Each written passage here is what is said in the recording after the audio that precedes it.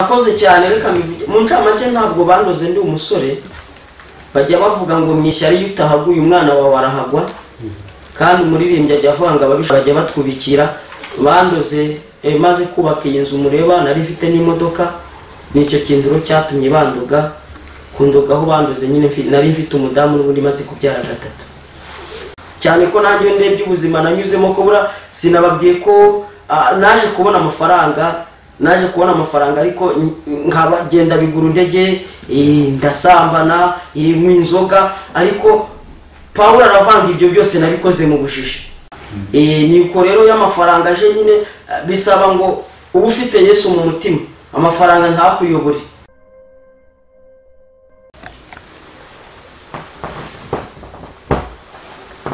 Reka tubasuhuze nanone tubashimire mu dukurikira umunsi ku munsi ku nkunga yanyu ikomeye amasengesho gukora like ugakora na subscribe iyo ni inkunga ikomeye cyane ku murimo w'Imana.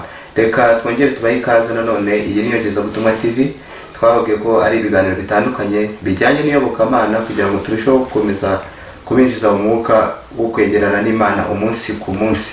Niyo mpamvu tubageza abavuga butumwa abaririmbyi abanyamana batandukanye kugira ngo bagende kurushaho kwinjiza mu mavuta aho waba uri hose, waba udukurikiye uri mu rugo, uri mu modoka ugenda, uri mu kazi. Ni uburyo bwiza bwo kumva ijambo ry'Imana no kumva indirimbo zihimbaza Imana aho waba uri hose. Reka rero tukubwira utarakora subscribe nayo magambo yandikishije ibara ry'umutuku wayakandaho ntacyo bitwaye ugakanda no kunzogera kugira ngo ubutumwa bwose tukugezaho kujye bukugereraho ku gihe.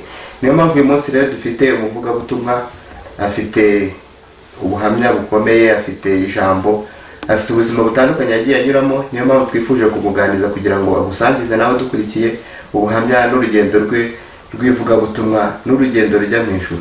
Reka tumuhe ikaze tangire mu isengesho duhita twinjira mu kiganiro. Iyi ni Yogezabutumwa TV. Turagushimiye data wa twese uri mu ijuru, turagushimiye ko twe tutarabaho wari udufite mu bitekerezo byawe, kandi turagushimiye ko waduhaye Yesu kugira ngo atwunge nawe. Dusengeye rero abantu bagiye kumva ubuhamya n'iri jambo ko waravuze ngo aho tuzagera hose hazaba hacu. Dushimiye umwanya mwiza Mana uturemeye, ari abazumva ubuhamya n'ijambo bari mu gihugu cy'u Rwanda, ari abazaba bari ku migabane y'isi itandukanye. Turasabye ngo bizabubake kandi Uwiteka ububake nk'amabuye mazima nk'uko natwe watwubatse. Turagushimiye ko dufasha kuva dutangiye kurinda dusoje mu izina rya Kristo Yesu, amen. Tubahe ikaze ku Yogezabutumwa TV mutangira mwibwira abadukurikiye amazina n'imirimo mukora twakwinjira mu kiganiro. Murakoze cyane, dushimiye Yogezabutumwa TV ko mwadusuye. Nk'umuvugabutumwa amazina ni Twakizimana Gaston, ndi umugabo ndubatse, umurimo nkora n'uwivugabutumwa mu ndimi z'amahanga babyita evangeliste, cyangwa mu kinyarwanda nkaba ndi mwarimu. Nkorera rero umurimo w'Imana muri paruwasi ya Kirabyo, itoro rya Pentecote ADPR mu Rwanda, itoro ry'akarere ka Rusizi, paruwasi ni Kirabyo ku mudugudu wa Mutara.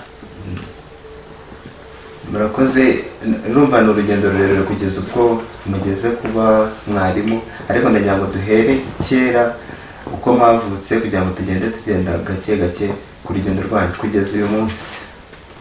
Murakoze cyane, nkomeza gushimira abantu baduteze amatwi. Urugendo rwanjye ni rurerure, hariho nagira ngo nahera ku kintu cyambabaje mu buzima. Niga mu mwaka wa 6 nakuze ndumva ndi umuntu ushaka gukorera Imana, ko kuva mu mwaka wanjye w'amashuri wa 4 primaire nari umuhereza mu misa y'umuri, kurira nyine muri iyo kiliziya gatolika kugera mu wa 6.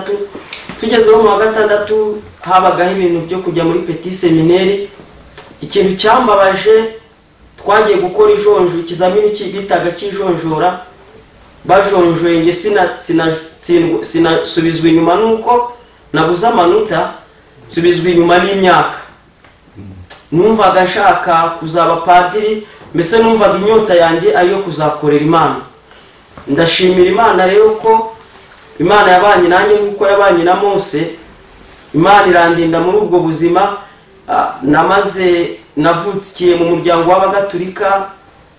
Paruwasi yacu yari paruwasi ya Mwezi, katedrali ya hano Cyangugu. Mbaho muri ubwo buzima mbingora mutima mbumuhereza ndabikora. Najyaga nge nkora n'urugendo rw'iyobokamana mu ngendo z'iyobokamana Kibeho, nkajyayo nka kabiri mu mwaka. Ariko aho hose Imana yarebye urukundo nyikunze n'ukuntu n'inyota mfite yo kwishakisha. Imana iranyiyereka, iranyihishurira, biza kurangira mvuye mu Gatulika. Ubu rero ntabwo nkiri kubarizwa mu Gatulika. Ndashimira Imana yo nyiri imbabazi kandi yo nyiri itorero yaduhaye Yesu, ko nanjye yanyimenyekanishije binyuze mu mwana wa Yesu n'Umwuka Wera, ngahamagarwa muri itoro rya Pentecote 2007. Ariko ndasubira inyuma gato, mpamagarwa bwa mbere ntabwo nahamagariwe muri itoro rya Pentecote, nahamagariwe mu itoro rya Zion Temple. Nshimira Imana, nshimira n'umushumba wanjye Pastor Sebineza, kariwe muntu wanganirije anyereka ko nkwiriye kubatizwa umubatizo w'amazi menshi. Kandi nawe nkubwira ngo we wumva ubuhamya, ukwiriye kwegera abavuga butumwa, ukwiriye gusoma Bibiliya, yaba Bibiliya ntagatifu, yaba Bibiliya yera. Izi Bibiliya zose zihamya ko umubatizo nyawo urya Kristo, urya Yohana yabatije Kristo, n'umubatizo babatiza mu mazi menshi. Icyo kintu rero ndagishimira. Hari 2007 ku itariki 3 z'ukwa 5 ndabatizwa mu mazi menshi. Imana rero ntiyashimye ko nguma mu iryo toro rya Zion Temple. Imana yashimye ko kongera kumpamagara. Nagiye inza muri ADPR, naje ari urugendo rurerure. Nakundanye n'umudamu n'umukobwa wa muri ADPR ari ubu turi kumwe. Biba ngombwa ko kubera ngiye ukuntu nari mukunze, kandi Imana yampaye amakuru ati nuriya mufasha we nakugeneye. Kandi ikindi mu buhamya, burya ibintu duhura nabyo nibyo twaragiye twatura, ari naho mpamvu dukwiye kuba twatura amagambo nk'abakozi b'Imana. Najyaga mvuga ngo Imana izampa umudamu w'imfubyi wariwe n'inzara nk'iyandiye, ku buryo mujyana iwacu kumwerekana mu muryango atagira ipfunwe cyangwa atanyanga. Ndashimira Imana rero ko naho Imana nyishije inzira nza muri ADPR. Ngeze muri ADPR niga inyigisho nyine z'abanyagice. Ndashimira itoro rya Pentecote Kirabyo naryo ryanyakiriye riranshingira. Mu by'ukuri umugambi w'Imana kuri nge ni muremure, ariko ndagenda mvuga mu ncamake. Tumaze gushyingirwa hashize nk'icyumweru, naricaye mbaho ndatekereza ati nguriye gusubira muri Zion Temple, ko mushumba njye yarashyize ku rutonde rw'abantu bagomba kwiga igihe cyazagera tugasengerwa ku buryo bw'abakandida nyine bw'abapastoro. Kandi urumva byahuraga n'umugambi wanjye ko kuva mu bwana bwanjye numvaga n'abapadiri ngahagarara imbere y'abantu nkabwiriza ivanjiri. None bihuje n'inyota ngiye uko nashakaga gukorera Imana, ariko kisanga myo Zion byatumye ntekereza gusubirayo. Ndatura abageni mu ntaradusura n'umugoroba, umukecuru bamwita Mukansanga Anne Marie. Turamwakira nk'abageni. Tumaze kumwakira twari dufite icyumba cy'abashyitsi. Aravuga ati dusenge. Ndamubwira ati ariko ntabwo twasengera hano muri salo, reka tujye mu cyumba cy'abashyitsi dusenge. Turasenga. Mu by'ukuri iri jambo muryumve, uri mu Rwanda, uri hanze yarwo, uri mu itorero runaka, ko umuririmbyi araririmba neza ari mu mwuka, ngo buri muntu mu itorero abuwejejwe muri ryo. Imana iravuga, uwo mudamu ahita yinjira mu mwuka w'ubuhanuzi, arambwira ngo kuki ushaka gusubiraho nagukuye, ko muri Zion hari abakobwa benshi, kandi nge nakuzanye mu itoro ryanjye rya Pentecote kugira ngo uzangurire. Birangira gutyo, numva nyine ndatunguwe, ko sinarimenyere nyine n'ibintu by'ubuhanuzi cyane. Bigeze nijoro madamu nyine arambaza ati se koko wari wabipanze? Ndambwira ati nukore narabipanze, navuze ko nzakubohora ko ngukunda, ukaguma ugasengera mu itoro rya Pentecote, nanjye ngasengera muri Zion Temple. Byaje kurangira rero numviye Imana, nguma mu itoro rya Pentecote. Icyo gihe nta kintu nari nshinzwe mu itoro rya Pentecote. Hari 2013 bibaho. Pasiteri wanjye nshimira cyane, umubyeyi wanjye njya nkunda kuvuga ngo ambera Paul nanjye nkamubera Timoteyo. Pasiteri Nzankwayimana Michel arandera, arera impano yanjye, aranyitegereza aho nsenze, Imana ikambwira ngo uzankorera, Imana ikambwira ngo uzankorera, ariko ngitsitsimba na cya kintu cyo kuvuga ngo ko nasubijwe inyuma n'imyaka, ko bafatiraga kuri 12 na 13, ngewe nsanga mfite 14, umwaka umwe nyine ubutumye ndagiye mu seminari. Bizacahe muzihe nzira Mana, ko nubwo ntabivuze mu itangira, ariko mvuka mu cyari akarere ka Bukunze ari prefegitura ya Bugumya Cyangugu, hariya ubu ni mu murenge wa Ngungu mu kagari ka Mataba. Nkareba aho mvuka iwacu Redubari, nireba paruwase y'umujyi nisanzemo, birancanga. Ariko nza kwibuka ijambo Petero avuze ngo mu mahanga yose ukora ibyo gukiranuka uwo ngo Imana iramwemera. Pasiteri turabana, aza kunyegera rimwe ndabyibuka, arambwira ati ariko turabona wadufasha mu bintu byo kujya uyobora Ecole de Dimanche. Ndabyemera, ndavuga ati nta kibazo. Turabana, mbana n'abana mu myaka igera kuri 2, biza kuvaho 2015. Pasiteri aravuga ati aransura, arambwira ati twabonye imbuto zawe, tubona nta kibazo, cyane ko no mu rekomandasiyo bari bambaye mu itoro ryanjye rya Zion Temple bari banditseho ngo mumwakire nka mwene so, kandi n'imirimo yose y'itoro yemerewe kuyikora. Pasiteri rero arambwira ati twabonye wadufasha ukaba umudiyakoni. Ndavuga ati nta kibazo rwose, ndabanza nsenge. Ndasenga na madamu wanjye n'umunyamasengesho. Madamu akare wari wagiye gusenga, Imana iramubwira ngo inyinjije mu murimo wayo. Mbu umudiyakoni rero mu gihe cy'imyaka nk'itatu, ku itariki 3 z'ukwa 9 2017, inama nyobozi ya paruwase nshimira yari iyobowe n'umushumba Safari Duare. Ishima rero ko naba umuvugabutumwa nkaba mwarimu, kuvuga nyine ntangirana no kuvuga ubutumwa mu iyo paruwase. Ni urugendo rurerure nsenga, ariko narasengaga. Ndabyibuka mvuye ku mazi y'ibyumba hari 2017 nko mu mpera, nibwo Imana yambwiye ngo irambiwe intebe y'inyuma, Imana inyicaje ku ntebe y'imbere. Umudamu w'umunyakigali atuye ahantu bita mu Gatenga, arambwira ngo ni ukuri Imana ikugize mwarimu. Nta jwi nari mfite, na pasiteri nta ko nabo babanza gusenga n'ibintu bakora mu bwiru bw'Imana babajije Imana. Nta jwi nari mfite ringira gutya, nagiye kumva numva telefone irasomye, ariko itariki 2 hari kuwa 6. Pasiteri wanjye icyo gihe twabanaga bamwitaha muri Faustin, Pasiteri Michel bari baramuhaye imitasi ari ku cyicaro. Pasiteri arambwira ati ejo ntuzagera ahantu usengera kure, ko n'ubundi wumva mu iryo vuga butumwa. Angiri n'umudiyakoni nakundaga gutumirwa, nkajya nko ku mudugudu bakaba bandumira, nkajya kubabwira Imana, kababwira ukuntu bandoze igisabo Imana nkivuza bikanga, nkagura imiti muri Kongo, nkabonana n'abadogiteri bikanga. Anza kugera ku mukecuru umwe aransengera, Imana inkiza igisabo. Abantu rero bifuza ubwo buhamya, bakifuza ukuntu Imana nkababwira ukuntu Imana yankijije. Ibyo byose rero nkabihuza. Pasiteri aza kumpamagara arambwira ati rero ejo ntuzagira ahantu ujya gusengera kure, uzaba uri ku mudugudu, kandi baye ngombwa wabwira na madamu wawe akaba hari. Twebwe nk'uko nababwiye ko dufite Imana ivuga, urumva nari pasiteri nagerageje kumubaza, ariko nawe urumva bari ababyeyi nyine, kandi babasha kudukora surprise nyine nk'abana babo bakadutungura. Aravuga ati wowe ntagire ibindi umbaza, nuko nanjye abakuru b'itoro bambwiye. Ndahaba nyine nza gusanga nyine banyimitse mu mwanya w'ubwarimu, mbashimira ko barebye imbuto zanjye, bakareba umuhamagaro wanjye, bakaba baremeye kundera. Ndabashimira. Twibanze ku buhamya nakwita buri mu murimo w'Imana, cyangwa se ko wagiye winjira mu murimo w'Imana. Ariko niba numvise neza bisa nkaho wakuriye mu biganza byiza, ibiganza by'abanyamasengesho. Ariko ndagira ngo tuve kuri urwo ruhande gato twinjire mu buzima busanzwe bwawe bwo mu rugo, uko wavutse, uko wabyirutse.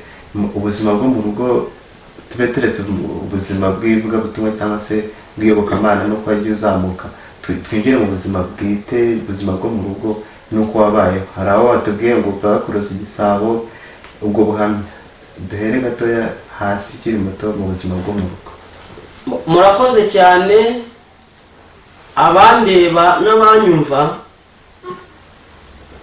Ni mu ijambo rivuga ngo nta hantu habaho kuri Imana itageze umuntu, tanahabaho kuri umuntu yabari hasi tamukura. Navukiye mu rugo rukennye, navango rukennye mu buryo bwa mbere bwo kudakizwa. Nicyo kintu hari igihe kijya kimbabaza, kandi kiri mu bintu kijya gituma ntinya icyaha n'igisa nacyo, ko njya ndeba uko mpagaze ubu ngavango iyaba data yaravukitse asenga, ubu mba mfite ku mugisha we, none ubu bisaba ko nge nihigira isezerano karindira ko rizanasohora. Kuko ro warubimbajije, ntabwo navukiye mu rugo rukijijwe. Mama niwe wageragezaga gusenga, twavutse turi abana 5, 3 barapfa, sigara ngiye na mushiki wanjye. Twasigaye turi bato ko nyina ari mfite mu myaka hafi 9, mushiki wanjye afite muri 7. Data aba muri urwo rugendo rwo kuturera, ariko papa ari cyo kintu nshimira Imana nanone aha numva Imana yankoreye. N'ibyo byuruka ryanjye data yari umusinzi, ntabwo yari yarakiye Yesu, yarihanaga none akabivamo. Rimwe n'igihe yajyaga no gusenga akaza akavuga ngo Imana ngo yavuze ngo gutya na gutya, ariko ejo wakongera akajya kunywa inzoga, ubona nta musimama afite. Tubaho nabi, twabayeho nabi, navuga ngo nabi bishoboka. Niba mu bantu inzara yariye muri iki gihugu, nanjye navango ndi mu bantu inzara yariye. Ndi mu bantu inzara yariye, twabayeho mu buzima bubi ku buryo ndabyibuka nkimara no kwihana. Jambo rya mbere Imana yambwiye ntajya nibagirwa, Imana yarambwiye ngo inzara yakuriye ndayizi ntabwo izongera kukurya. Ubwo rero mu ncamake navukiye mu nzu ya muviriringo zifite insika, zidafite ibyumba, amazi agashoka ku byatsi tukayarebeka tukayanywa. Navuga ngo hari nanjye nari meze nka Petero, twari duturanye n'imigezi imvura yagwa yakuzura. Nabaga mu bintu byo kuroba nanjye, ngo nabonaga nk'igihe imyumbati hari, cyangwa mama akaba data yagiye guhingiririza abantu bakamuha nk'ifu. Hari ibintu basoromeramo icyayi, twabyitaga utwenshi. Nashyiragamo igiti rero nkajya kuroba, nkaroba icyo bita imigoya. Mba muri urwo rugendo, mbaho mu buzima bubabaye, ariko ngumva nkunda Imana, nkavuga ishapure. Mbese bubabaye, navuga ngo ubuzima bubabaye, ariko Imana igenda inzamura. Ni naho nakubwiye ngo nicyo kintu cyambabaje mu buzima cyambere nari mvuye nacyo. Urumva nari natangiye ishuri ndengeje igihe kubw'ubushobozi buke, kubw'umuryango nari navukiyemo, nta bushobozi bwo kunjyana ku ishuri ku gihe. Ntabwo ntinya kubivuga, hariho abantu batinya kubivuga ngo kubera aho bageze. Nge ntabwo mfite ipfunwe ryo kuvuga ngo Imana yankuye. Imana yankuye muri ubwo buzima rero bwo bw'inzu ya muviriringo tubukuriramo. Data tureze nk'imyaka hafi nka 18, ajya yazana undi mugore. Ubwo nari maze gushaka kumenya kenge, ndeka ishuri ko nagarukiye mu wa 2 wa esi. Mbona nta mikoro yo kuzandihira, mbona mu rugo nta hepfo nta na ruguru, agasambu bafite bahingara bati se bazakagurisha bandihire. Nabonaga abantu batangiye kujya barangiza, bamwe bakabura akazi. Fata icyo cyemezo nzandorongotana, nza mpunze umuryango, ko nari mfite na data w'abatisimu wanshishikarizaga ibintu byo kwiga cyane. Nzamucitse rero mbitira mu kazi k'igishumba, nuko navuye mu ishuri. Urumva tubikomeje bya urugendo rurerure, ariko nabayeho mu buzima bubi. Ntacyo twinjiriremo gatoya ubwo buzima. Ubwo naje ncitse umuryango, ntorotse mvuye mu ishuri, ndaza ndaragira, nkora igishumba, ngikora nk'amezi 3, nkivamo. Njya gukora akazi ko mu rugo, nkavamo. Ngera ubwo nakijijwe, navango nakijijwe nikorera. nakijijwe nikorera nkora umwuga wo kogosha hariya ku badivi. ubwo buzima bwo kuba umushumba no gukora mu rugo byanze bikunze hari ubu ngubu hari ubwo umuntu yumva umushumba cyangwa umukozi wo mu rugo akumva ari umuntu usuzuguritse n'imibereho, uretse ubu ngubu bamaze kugira ubuvugizi, ariko wenda mu myaka yanyu ndumva hari ukuntu bari bafashwe. Ubuzima bwawe bwo mu bushumba no gukora mu rugo bwari bumeze gute? Birumvikana n'ubundi wari utarakizwa, byari bimeze bite? Murakoze cyane, nibyo nari ntarakizwa, ariko buriya nari mfite umuco nk'uko abazungu bagendera kuri kirazira cyangwa ku mategeko. Nari umuntu wubaha abantu kandi mbana n'abantu, ko nakubwiye ngo nubwo nari umuhereza. Urumva rero nari mfite uburyo bwo kwitwararika nk'umuntu uhagarara ku ruhimbi rwa padiri, kugira ngo nk'umuntu uzabona mu gishura. Njye nagize umugisha, ndagira umuntu mba ku ifamu ye ndari we mu rugo, ambaho nigenga ko narahabaga, ndumva mpari nakoze n'urugendo rw'iyobokamana n'ubundi kibeho. Hariho umwana twabanaga witwaga Diodone, twari duturanye hari Munyove, niwe wansigariraga nanjye nkajya gusenga. Navuga rero ngo ntabwo byambabaje cyane. Mvuye rero mu ubwo buzima, nanone nakoreye umuntu bita Nduwimana Rufredi, ubari mu gihugu cya Amerika. We n'umudamu we banyerera imbuto cyane, ku buryo ari naho hantu natangiye gufata icyemezo cyo gukizwa. Ko ubwo buzima bwo kuragira nabo bayemo $3,500, nza gukora kwa Rufredi bampemba $5,000, ariko barebye ukundi ibintu nabishyiraga ku murongo. Kwezi kwa mbere bagiye kumpemba bampemba $7,000, ariko iyo narebaga umuntu afite kurya babari $10,000 bakabizingisha indi noti, nabwiraga Imana ngo Mana nge ni gute nazagera kwa ayo mafaranga. Byansabye rero urugendo ngora amasengesho y'iminsi 40 njya nimugoroba, tuyakoranye n'itoro rya Zion Temple. Bidatinze baje kunyongeza ngera kuri ya mafaranga, ndanayarenga ngera kuri 15, nahavuye ngeze ku 30,000. Barananginga kugira ngo ngaruke, ndababwira ati ubu mbaye mukuru, reka nanjye niga ukuntu nagira gute nakikorera. Naje twatandukanye rero nabo neza, ku buryo nagiye no kubereka n'umugeni. Tumaze kurangwa ndababwira ati dore nguyu umugeni ngiye kuzazana. Ngaho tubwire, hari aho tubwiye ngo bigeze bakuroga igisabo, utubwireho gatoya mu ncamake. Murakoze cyane, reka mu ncamake. Ntabwo bandoze ndi umusore, bajya bavuga ngo mwishyari yutahaguye umwana wawe arahagwa, kandi umuririmbyi ajya avuga ngo ababisha b'Imana bajya batwubikira. Bandoze maze kubaka iyi nzu mureba, nari mfite n'imodoka, nicyo kinduro cyatumye bandoga. Kundogaho bandoze nyine nari mfite umudamu n'ubundi maze kubyara 3. Ni ubuzima rero burebure, byanze bikunze ku myaka murimo umuntu aba yaragize muri byinshi, ariko hari uko uhuza ubuzima bwa mbere yo gukizwa n'ubuzima bwawe umaze gukirizwa. Ubihuza gute? Bikwigisha iki, cyangwa se wahereza abandi isomo ki ku buzima bwawe bwa mbere na n'ubu umaze gukizwa uri mwarimu? Ubihuza gute? Murakoze. Ngenda mbyandika nkavuga ngo n'igihe Imana izaba impereye ububasha, nzajya mbwira n'abantu bafite abakozi bo mu rugo babohereze mbigishe. Icya mbere, umuntu akwiye kuba yubaha Imana mu buzima bwe bwose. Kabiri, ukwiye kuba wubaha shobuja. Urumva muri ubwo buzima bwanjye nabayemo nubaha databuja, ariko nari ntarasoma ijambo rivuga ngo mbese ninde mugaragu ukiranuka shebuja wabuzi gucunga ibya shebuja akegurirwa nawe akahabwa ibyiwe yigengaho. Nabayeho muri ubwo buzima ntagavura batantuma ngo nibe. Imana riza kunyitegereza, nanjye umugisha kugera ku rwego rwo gukoresha abakozi, ko nanjye uyu munsi mba mbafite bo mu rugo, ariko usanga mbicaza nkabaganiriza ku ijambo ry'Imana, nkabaha ubuhamya, nkabereka ko ushobora gukorera make ariko wakubaha Imana ejo ikakuzamura. Nkabaha ubuhamya ntawe mbakinze, muri make numva arako.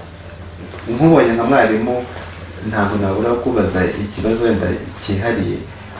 Ubu Kristo no kuba inyangamugayo, hari umuntu utarunya mu rusengero ariko akaba ari inyangamugayo, mu bandi, mu bo babana, no aho akora, yaba yiga se akaba ari inyangamugayo, ariko utabona ajya gusenga, utabona yinjira mu rusengero. Ariko hari n'abandi binjira mu rusengero ariko ukabona hanze si wa muntu wo mu rusengero. Ibijyanye n'ubunyangamugayo n'ubukristo wabwiraho iki abantu nk'umushumba? Murakoze cyane. Ubunyangamugayo ntawaburusha Koruneliyo. Bibiliya itwereka ko hari umugabo bita Koruneliyo wagiraga ubuntu bwinshi, yari umuntu isirikare. Kugira kubunyangamugayo no kuba umukristo ni ibintu bitandukanye, bibiri bitandukanye. Kw'icyambere Pawulo abwira abafilipi ngo kuko mwe mutahawe Yesu kumwizera gusa, nubwo mwahawe no kubabazwa kubwe. Ushobora no kuba uri umukristo ariko uri n'inyangamugayo ariko utihanganira ibigize gute ibikubabaza. Turabafite bangeso nziza muri za societe ariko wakurikirana ugasanga atari abakristo. Icyo cyafata urugendo rurerure, ariko ubukristo ni ikintu cyihariye. Muri 108 avuga ngo nzahora ndiwe. Hari n'igihe umuntu abinyangamugayo ku bantu babiri yagera ku wa gatatu bikanga, ariko umukristo reka dufate nk'urugero. Urabona mwampamagaye mugeze mu nzira mu nyegisikiza, muravuga ati twari twavuganye saa 2 ariko habayemo akanyerezi, biraba nka saa turarenzaho nk'iminota 5. N'umukristo nuko yagakwiriye kuba akora. Yego ye ikaba yego, ariko kuva ngo bakugurije amafaranga uzayasubiza, ibyo byo birahabanye. Rero byanze bikunze tuzabifatira umwanya kugira ngo twinjiremo birambuye, ariko nagira ngo uduciremo nk'ibice nka bingahe by'ubuzima bwawe bwose, ubushira mu byiciro bingahe kugeza ubu ngubu ukurikije uko wabayeho, cyangwa se ibyiciro by'ubuzima bwawe ubyita gute? Ibyiciro byanjye by'ubuzima navuga ngo ni bitatu. Hari icyo cyiciro nabayeho nyine cyo muri Muviriringo, hariho n'icyo cyiciro nyine nabayeho ndi mu Gishumba no gukorera abavandimwe mu rugo cyangwa ibyo bita Kibuye. Hakaba n'icyiciro rero ndimo aricyo navuga ngo ubumeze nka kurya Yakobo Isaka yafukuye iriba, hakabaho rimwe batonganiye none wagafukurira irindi roboti bivuga ngo Imana idutuje ahagutse. Ubu navuga ngo nanjye Imana idutuje ahagutse. Navuga ngo ubu ngenda mvuga ngo naho ndiho naho napfa ziko nkundwa n'Umwami Yesu ndamahoro. Ubuzima bwanjye burimo ibice bitatu. Mu masezerano Imana iha umuntu hari ubwo ikubwira ngo nzakugirira gutya, nzakugirira gutya, nzakugirira gutya, nk'uko watubwiye ko yakubwiye ko inzara itazongera kukurya nk'iyakuriye. Ariko hari ubwo Imana igusezeranya ikintu ntumenye ngo kizaza ryari, ugahura n'ibindi bisa nabyo. Umuntu ahishurirwa gute, akamenya gute ko igihe kigeze cy'Imana bya bindi yamubwiye, kugira ngo adafata ibyo abonye? Umuntu kugira ngo ahishurirwe n'iby'Imana amubwiye ko biri bugufi, ngiye kurwangira uruhande mfatira urugero kuri Sawuli na Dawidi. Icyambere usimbuka impfu nyinshi, nkubwiye ko bandoze igisabo, Yesu arakingiza. Kabiri nkubwiye ko habayeho ibintu by'ishyari byinshi, ariko n'uyu munsi Imana iracyandinze. Igero cyo kumenya ko wegereje gutabarwa uhura n'intambara nyinshi, aho Yakobo yanditse aravuga ngo hahirwa uwihangana akageza imperuka, kuko ni uzakiza ubugingo bwe. Reka dusoze ugira icyo ubwira abantu. Hari abantu babaye mu buzima nk'ubwo wanyuzemo, hari n'abari mu burengesheho cyangwa bari munsi yabo, ariko badafite ibyiringiro by'ubu buzima, badafite ibyiringiro yuko ejo wenda izuba rizaka, umucyo uzabavira. Wababwira iki mu magambo makeya nk'abo bantu batwumva? Murakoze. Ijambo rya mbere nababwira ni ugutinya Imana, kandi ijambo rya kabiri, niba hari ugikora igishuma nk'uko nagikoraga, ntiyihebe agandukire shebuja mwubahe. Ijambo rya gatatu, umuntu wese akwiye kubaha umwana muto. Kabiri akubaha umunyamasengesho. Gatatu akubaha umuntu wize ko abo bantu bajya batungurana. Reka dusoze kuri Bibiliya, mwarayisomye cyane. Tubwire nk'abantu nk'abangahe bahuje bagiye bakubera icyitegererezo mu buzima bwa buri munsi kugeza uyu munsi dusoreza? Murakoze. Ntabwo Bibiliya nayisomye cyane ko Bibiliya ijambo ry'Imana yavuga ngo tumenyaho agace, kandi n'ibyo dusomye na yangone yarabisomye ariko ntiyabasha kubisobanukirwa. Abantu bambereye icyitegererezo, Mose njya nsoma biriya bitabo bye 5 ngumva mbere icyitegererezo, uwamukurikiye Yosuwa ngumva mbere icyitegererezo ko n'abantu bagiye barwana urugamba ukabona ko mu by'ukuri Imana yabanye nabo. Mose yambutse inyanja itukura ari kumwe n'ubwoko bw'Imana, Yosuwa yambuka Yorodani, aho twagera hano na Dawidi abura na Eliya ajya nezeza. None twagera muri ubwo buzima nabayemo ngubwiye bw'ubucakara, nagera ku nkuru za Dawidi zikanezeza. Mu isezerano rero rishya njya nifuza gukorera Imana nge nshoramo inyungu. Ntabwo nifuza gukorera Imana ngo ncunge cyangwa bya bindi by'agashahara gusa, ahubwo nifuza gukorera Imana mbere gukorera Imana ngo ibyo uvuga butumwa nka mwarimu mbyita nk'ikarita, nko kuba ntunzi ikarita najya muri banki ngakozamo bakampa amafaranga. Niko mbyita rero, mbyita ko ari itiki yanjye mba mfite yo kugira ngo nkorere Imana. Nimbura umuntu ubabaye mufashe, nimbura n'umuntu yagize ikibazo muhumurize tuganire ku ijambo ry'Imana. Ntabwo ari ubundi buryo bwo gushakamo indamo. Niho rero Paulo numva nahisemo ko yambere icyitegererezo muri risezerano rishya. Paulo buranda mukunda cyane ko nanjye ndebye ubuzima nanyuzemo ko bura sinababwiye ko naje kubona amafaranga ariko nkabagenda biguru ndege, ndasambana, mu inzoga, ariko Paulo aravanga ibyo byose nabikoze mu bujiji.